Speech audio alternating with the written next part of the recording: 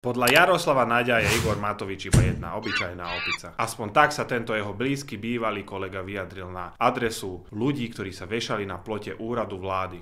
Ach, ďakujem pekne. Áno, za svojím názorom si stojím. Tí, ktorí sa vtedy vešali po plote úradu vlády a ničili tak historickú pamiatku, tí sú pre mňa stále opicami, lebo normálny človek toto nedokáže. Teraz však ako taká opica podľa Naďa vyliezol Igor Matovič na plot úradu vlády, kde zavesil plienky pre Roberta Fica. Udalosťami posledných dní je, že aj psychológovia a psychiatri poslali otvorený list premiérovi Robertovi Ficovi.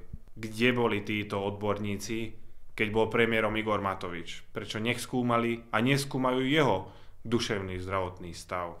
Potom však Igor Matovič klesol ešte hlbšie, keď z nešťastnej tragédie úmrtí dvoch ľudí obvinil priamo Roberta Fica. Robert Fico je za smrť týchto dvoch mladých ľudí a za zranenie ďalších ľudí priamo zodpovedný. To, že Igor Matovič nie je tak celkom v poriadku, to už asi vie celé Slovensko. Moja otázka je ale, dokedy ho ešte chceme trpeť v politike a vo verejnom priestore.